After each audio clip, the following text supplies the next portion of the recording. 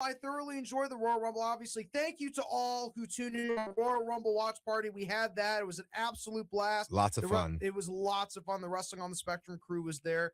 Thoroughly enjoyed it. I loved it, and nothing better. So, and overall, everything was accomplished. A lot that happened at the Rumble. Tony, what were your overall thoughts on the Rumble? So, I'm not going to sit here and say I didn't like it. Like, that is not the case. I enjoyed watching the Royal Rumble. It was a lot of fun. I think the scenario that we were in with everybody around and, all of us kind of yelling at the TV, that helped out. If I was watching the Rumble at home by myself, I don't know if I would have loved it, man. I would have been okay with it, but like, okay, so let's dive into it. Okay, before Okay. I don't want to jump ahead of myself. No, All right, let's so dive in. let's talk about it. I want to start off with the women's rumble. Yes, Okay, Liv Morgan won by last eliminating Tiffany Stratton. Figured that Liv Morgan would win this match. I was unexpectedly shocked when Jordan Grace was eliminated early on. Way too early of an exit for Jordan Grace. Yes. Way too, because guess what, guys? We saw it coming and it's happening. They're inserting her into the title picture. Why not give her the Rumble win and then have the build to Mania? Why are we wasting this right now? This could have been a Juggernaut versus Juggernaut, build up to Mania between her and Jade Cargill, but we're going to spoil it at Elimination Chamber. Nobody's going to think that Jordan Grace is going to beat Jade Cargill at Elimination Chamber if that match happens. Do you believe that that'll happen, Brody? No, I don't. There's no way. Ryan? I don't agree at all either. No, I just don't understand why we, and okay, fine. You don't want to give her the win to get the guaranteed shot at Mania. I get it. At least have her be in there longer and show off some of those things. She's the type of person that put 3 girls on her shoulders and have her eliminate all 3 at one time. Create that wow moment. We didn't get that. Yeah. They took her away from us way too soon. And I feel like the women's Royal Rumble did better than the men's in like showcasing talent, but at the same time, they fell off with Jordan Grace, even though they showcased talent with Lash Legend and what she did. And putting the Soul Ruka in the last 3. Whoa, I was going to say. I love seeing the 3 blondes at the end, and it was just a nice little battle of the blondes. And I was saying that on the stream. It was incredible. Brody, Soul Ruka won a fan over, and your dad. I mean, she is incredible to watch. Like, are we seeing a lot more of, especially in the women's division, are we seeing a lot more of the gymnast stand out? Yes, we have. The gymnasts have stood out. Obviously, Tiffany Stratton is another gymnast that has recently stood out in the division.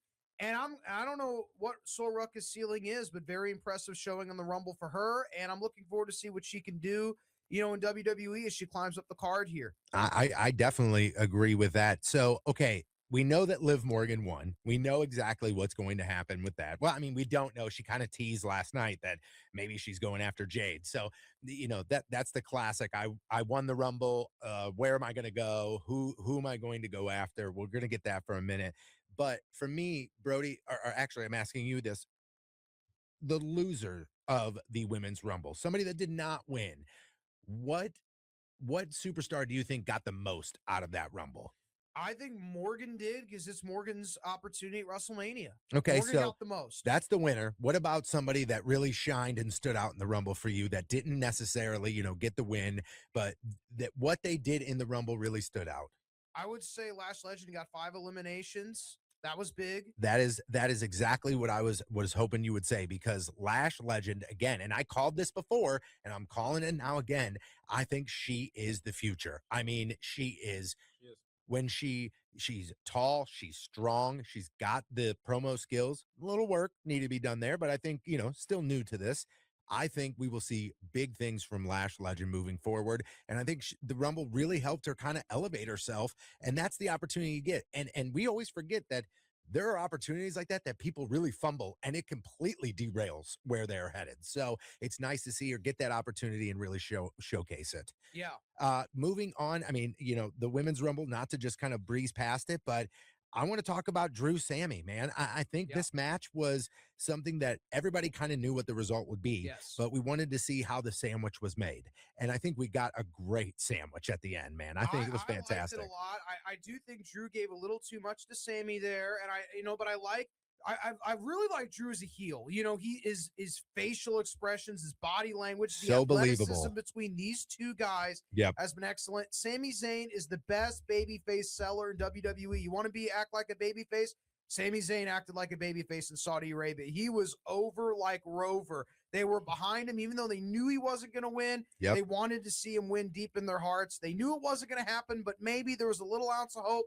Sami did a great job here, but obviously this match needed to accomplish what it accomplished, and it did that. Drew McIntyre in his first title defense, dominant, making him a dominant champion going into WrestleMania. I thought this match accomplished what it needed to accomplish. I think it did as well. And I remember on the pre-show, before we did the live watch party, I had said, you want me to like this match? Have Drew just beat the hell out of Sami. And guess what? That's what happened. That's exactly what we got, because it does exactly what it needs to do, Brody, just like you said, for both of these guys. Because not only does it go, yep, Drew McIntyre is the top of the top heel and believable, and he will just run through people, but it also gives you that sympathy. Sami Zayn, come from behind. Will he pull it off?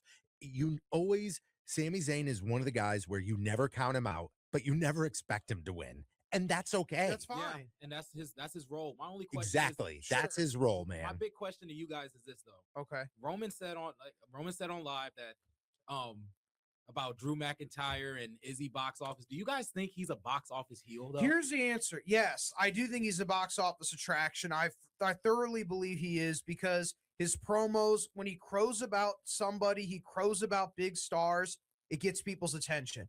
His promo skills are actually excellent. He's my second favorite promo in my third favorite promo in the company behind CM Punk and Gunther, because I think Drew has this attitude, that swagger. He believes what he says. Gunther's got to be a newer addition to your list, right? I mean, he is Gunther. He's improved. Oh, I said Gunther's number 2. Gunther is number 2 and Punk number 1. Those are my favorite promos in the company. I thoroughly enjoy listening to Drew talk on the mic. Me too. He crows about stuff. He's believable when he does it and says believable things people know that are true but are afraid to say, and that's what heels do the best. And Drew does a great job of it. So I do think he's a box office attraction, and I think he's going to be one of the main events, obviously, in WrestleMania. I agree with you there too. And the thing about Drew McIntyre is, like, I feel like, and I doubt this is true, but I feel like if I met Drew in public, he would be that same way. Yeah. Like, that's how much I believe it. That's how good he is at making me believe that he doesn't want me to like him. And I'm like, okay, man, I like that. So it's one of those things where he makes being a heel cool again. And I know that's tough. And I know some people are like, oh, cool heels are dumb and stupid. But like, he makes it so believable that sometimes when you watch like an action movie, the bad guy's pretty cool. Yeah. Like, he starts off pretty cool. He reminds me of Killmonger and Black Panther. He's just a cool guy. Yes. And the That's thing is great, Drew, dude. I've always been super on Drew when he first came into the WWE, because he was like a clean shaven guy. I never really liked him. And then when he came back and he had the beard, and I grew with him. I'm like, I like this guy as a heel. I love it. Because he has an attitude and a swagger, and he's like the athlete that was cut from the big team. Like, for example, in baseball, like, you played for the Dodgers and then they traded you and you didn't like it, and then you ended up with the Cardinals or some other team, and then you wanted to go back to play for the Dodgers and the Yankees, and then you make this triumphant return, and then you've got a chip on your shoulder because now they're giving me a chance to be me. And I got to prove them wrong. And I don't care what anybody says. That's exactly what I was going to say. I think the second time around, they allowed him to be Drew McIntyre. Yeah. Exactly. They allowed him to, or Drew Galloway, or, they allowed him to be him. It wasn't like this is the guy you're going to be, and we're going to just make you, and we're going to make people like you. That's one thing about wrestling that I absolutely love, is that no matter what, the WWE, AEW, TNA, Ring of Honor, no matter what they will put in front of the fans, we ultimately get the decision if we like it or not. And our voice now more than ever actually matters, because they listen. Yes. They listen to the people. I mean, if you're watching WWE Unreal on Netflix, watch the R-Truth episode. The people decided that, man. Yeah. That was natural. There was no joking behind the scenes. It was 100% like a fan-driven thing to make that happen. And it's awesome to watch that, especially nowadays. Everybody uses the internet to complain, and everybody uses the internet to yell at somebody or call something stupid. And like, even yesterday, I retweeted something that I thought was hilarious. Some indie wrestling show where it was all ladies, and they were like cosplaying old 90s WWE wrestlers and John Cena, quote unquote, unretired. Well, the whole joke with John Cena, you can't see him, so nobody came out. It was invisible, blah, blah, blah. And it was silly wrestling, and it entertained me. And I posted it, and people are like, this is terrible. This isn't wrestling. I'm like, that's the beauty of wrestling, though. Anything can be wrestling, right? I mean, Brody, Like, Yeah, I know anything can be you're a wrestling. purist, and you don't necessarily like all that comedy shtick and all that stuff, Yeah. but you know that it's got a place in It has to wrestling. play. I'll talk about it later in the episode, but I'll Okay, explain cool. it I where love the it. place I love is. it. Okay, great. I love that. All right, so let's continue with the Rumble here. Drew retains. We all Yep. kind of saw that coming. We all kind of predicted the outcome of that match as well, and I think a lot of people did. Then let's talk about the next match. And okay, I want to call this AJ's retirement match, but I feel like personally I'd be lying to you if I called it that. So all I'm going to say is it was AJ versus Gunther with his career on the line, and boy oh boy, we got ourselves a match, didn't Here we? we had a great match. The problem is that they had Gunther beat AJ in Germany a few weeks before. Why are we going to care about this rematch when Gunther just squashed AJ 2 weeks before? Like, we need something to Because it's not because now you had his to put the career career's on the Now the line. career's on the line. So this was a very good match. AJ's very athletic. He took that backdrop so well, and Gunther's got great hands. The hands of Gunther are so powerful when he tosses him in that turnbuckle, and those chops are thundering, roaring. The chops are something that I would never ever want to be on the other end of one of those things. I'll explain this to people. This is an example of this. People ask why Gunther is so great. The sleeper hold that Gunther puts on people matters. Everyone says, well, everybody uses a sleeper hold. Yes, that's true. When he uses a sleeper hold, people stand up out of their seats. Yeah, they this know. Thing could end. Yeah, it's they over. know. It's legitimately, this match could end. And then he does the thing where it's a bug tussle. I'm not just going to put the guy out quickly. He gives that baby face an opportunity. He puts you through the roller coaster emotion simply by him just putting on a sleeper hold. You know what I've been noticing that Gunther's been doing lately is he'll put you in the sleeper hold while you guys are standing, and then the opponent drops to a knee. He goes down to one knee as well. But before they hit the mat, he pulls him back up, releases, gives him a chop. The guy falls, and then Gunther picks him up and then puts him in the sleeper and goes down. Those are the small details that I think puts him on that extra tier. Yeah.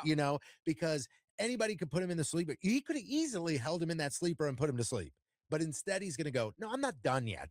I'm going to pick you up. I'm going to give you one good slap to the chest, put you to the ground, pick your lifeless body up, and then put you to sleep with whatever little breath you have. It's an example of Love giving it. that fans a little bit of hope and then just pulling it away from him. That's what a heel does, and he does it probably the best in the company. That's why he's the generational talent that he is. So let's say that this is AJ's last match. Let's go ahead and believe the narrative here and go, yes, we will never see AJ Styles wrestle again. Okay. Are you happy with that being his final match? Yeah. If we're just going on the quality of match, I do. Listen, AJ Styles, when I think of TNA wrestling, AJ Styles is the first name I think of. I think he's the only wrestler to ever win the IWGP World Heavyweight Championship, the WWE World Heavyweight Championship, the TNA World Heavyweight Championship, the NWA World Heavyweight Championship. He's won that 3 times, TNA World Heavyweight Championship 2 times. Wow. He's won every single belt in WWE. He's the first ever X Division champion, won that 6 times, won the WWE Championship 2 times, Intercontinental Champion 1 time, United States Champion 3 times, World Tag Team Champion twice. He's a Grand Slam champion, WWE and TNA.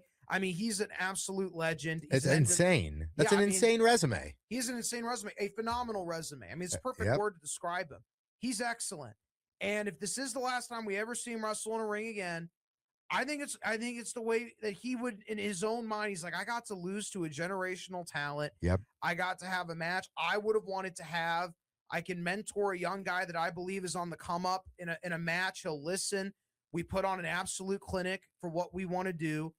And I think AJ would be satisfied with this retirement match. As Tony said, I think Tony needs to tell the story again because he ran into AJ back when he was working at a prior radio station back in 2010. He was here for TNA Lockdown. He actually ran into AJ, called him a class act. You want to tell us a little bit more about that, Tony? I mean, he's just one of the nicest guys ever because, again, he was there with Ric Flair, and Ric Flair is being Ric Flair. And you know how that is, Ric Flair, everybody goes, oh, that's the character. No, that's him in real life. Oh, yeah. So he's on the show, and he's just being the show. And AJ Styles is just one of the nicest, down-to-earth, and to be honest with you, he never made me feel like I was talking to a professional wrestler. He made me feel like I was talking to somebody that I knew for the past 15 years of my life. And the fact that he did that, that early in his career, learning to do things the right way. And if you've ever sat down and watched any type of interview with AJ Styles, you can tell that the reason that he is so respected in the business is because that's not a facade. That's who he is. That's the guy that he is. And Brody, I don't know if you listened to or if you read anything that happened, but AJ was on Stephanie McMahon's podcast, and she asked him, like, what was the symbolism of taking off your gloves, putting them back on, and then getting in the ring and doing your thing? And he goes, listen, this is wrestling. Everybody has at least one coming out of retirement match. I didn't want to completely close the door because what if my son gets into professional wrestling and he wants to tag team? And I sit there and I say, this is my last match ever. And he goes, when I say that, I mean that. I thought that was cool because it also opens up the door storyline as well. That's him saying, hey, you may see me show up somewhere. You'll never know. Yeah. And I think that's fantastic. That's fine. Great storytelling. That's fine. Great storytelling. Okay, so now let's, we could start diving into the Rumble, or do you want to go and hit the break a little early and come back and talk? We'll talk about when we get back. When we get back from the break, we'll talk about the Rumble. And Ryan, I think you're really going to love this. I want to get inside the brain a little bit deeper and see how Brody would handle certain situations in the world of professional wrestling. Okay. Really dive deep here, and I'm really excited to do that. Get involved with Wrestling on the Spectrum. The YouTube chat is live and open. You can watch the show. You can also listen to us online. You can listen to us at luinfo.com. Wrestling on the Spectrum brought to you by Brown and Crouppen 222-2222. Let's dive right back in to our chat about the men's Royal Rumble. Obviously, we recapped, all the other matches. You can always go back on the podcast and check that out if you are driving out and about listening to us on this really nice Saturday afternoon. It's nice to see the sun, no snow, all the snow is melting. Absolutely love it. But the thing that I really want to get into is your thoughts on the men's Royal Rumble, Brody. Yep. Yeah, Roman Reigns won. He eliminated Gunther. Obafemi had a very nice showing with 5 eliminations. Agreed. They're elevating him, but the meat of the matter, you're right, Tony, is the veteran Roman Reigns winning the Royal Rumble. He's going to main event his 11th WrestleMania. And, Roman Reigns, listen, they went with a safe pick, a veteran pick. He also had 5 eliminations, leading alongside Obafemi. I thought it was a safe pick. I thought, listen, if they're going to have a match between CM Punk and Roman Reigns at WrestleMania, this is probably the year to do it. Yeah. Dream match. Let's put it together. Clearly, as you saw in the Rumble, they have other plans for Drew, Cody, and Jacob. That's going to be a triple threat. And I think the best opponent for Punk is probably Roman Reigns, because I think, Gunther has won a world heavyweight title. He was in the main event last year. I think he's got other fish to fry. And I think with Breakker, he's younger than Jacob, and I think he's got his year. His year is not this year. Jacob's year is this year. Braun Breaker's year will be anher year. I thought that was the weirdest thing of the entire Rumble. I'm still mad about it, and I'm going to keep saying that. I'm so mad. Listen, I get it for the story, okay? Yeah. I understand it, but, this is the Royal Rumble. Show off Braun Breaker, at least for a little bit, and then have something with the Masked Man come into the ring and do something with him. But we don't even get the opportunity to see him do anything. Bummer. Never seen Braun Breaker get laid out like that either. Yeah. It just seems so extra. Here's my question. Who's under the mask? Who is under the mask? It's gotta be Seth. I have a couple guesses. Okay. I have a couple guesses. Guess number 1 is Logan Paul. That's a good guess. That's a good guess. That's listen, not a bad guess. I think that's how you make this story even more interesting. That's how you get Braun out of the vision, and that's how you get Braun to the top of the heavyweight title picture or the WWE championship picture. That's how you get him his singles push. You don't need, I think he's at a spot now where he doesn't need Heyman. I think he's made it there. Yeah. I think he's made it there. I'm with him be a crash out, basically. So this is how you get him out of there. The other guess I have is Seth Rollins. Yeah. Okay. But and again, guys, there's one thing that we have to remember before you go and start zooming in and analyzing teeth and facial expressions. The guy that we saw at the Royal Rumble underneath the mask does not have to be that guy when they reveal him. Correct. Exactly. It can be somebody completely different. Right, okay. Right. Like they've done this before in the past. don't be surprised if like all of a sudden you're like, whoa, the other guy had blonde facial hair. This guy's got, it's okay, guys, you know. But I think Logan Paul is where my guess is going to go. If I had to make a big bold prediction, yeah, I think it's bold. I think it's Rollins, but it could be somebody we couldn't even think about. Maybe somebody from Heyman's past, or somebody from some interesting little tie-in, or I think there could be something interesting there. When do we get the reveal? Because I don't want this to be a long play out. Probably closer to Chamber-ish, maybe in March, maybe after Chamber. That's one of my least favorite things is when they do the long play of who the attack was. Yeah. Well, I mean, okay, I'm going to contradict myself here.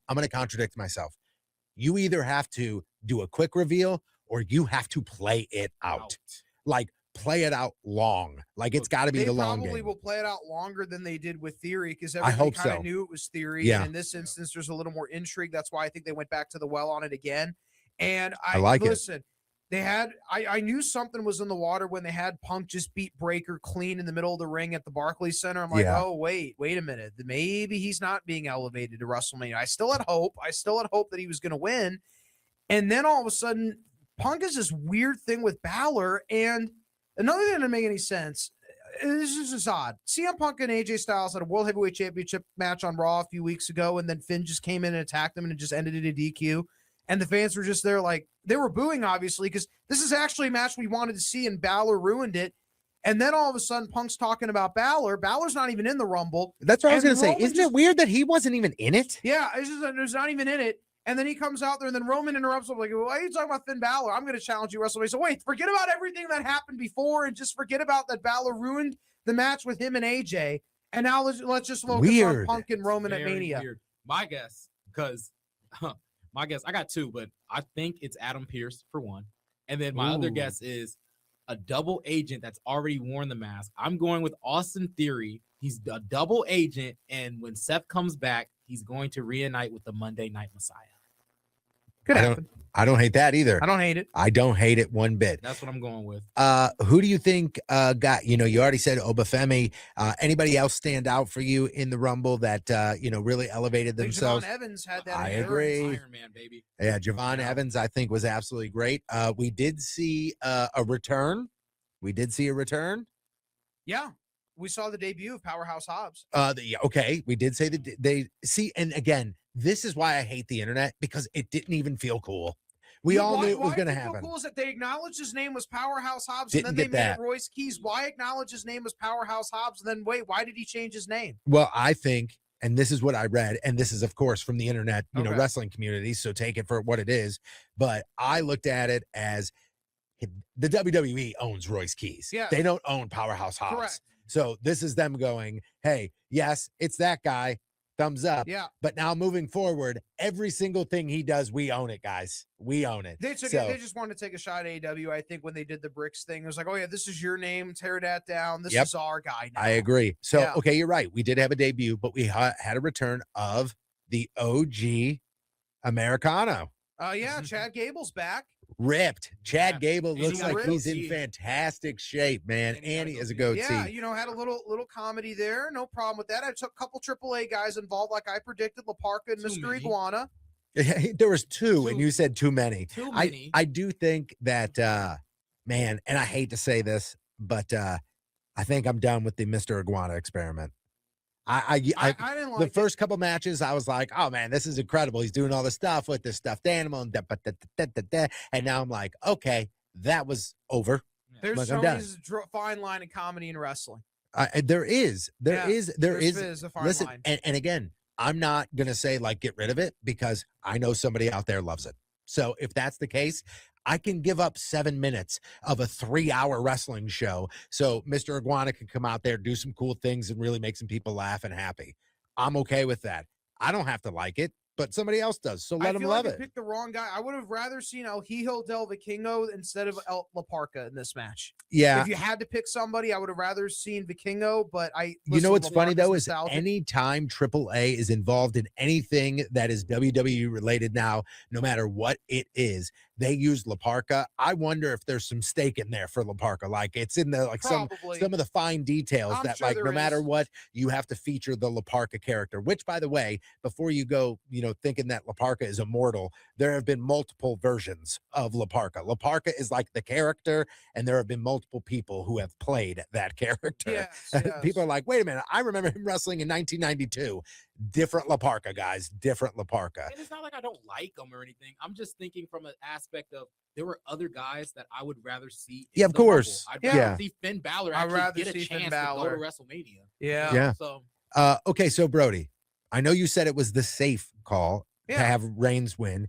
Do you think it is the safe call for him to call out CM Punk? Are we going to get an exciting match? It's going to be Drew, Jacob, and Cody. And why are you having Jacob interfere in the WWE Championship match if it's not going to be Jacob at WrestleMania? That doesn't make any sense to me. I think Jacob wins the Chamber. I think this is the guy they're going to push. And listen, they need it, guys. They need a top Samoan star. Roman Reigns is not getting any younger. The Rock is not there anymore. Bless the Usos, bless Solo. They're not top guys. Jacob's the top guy.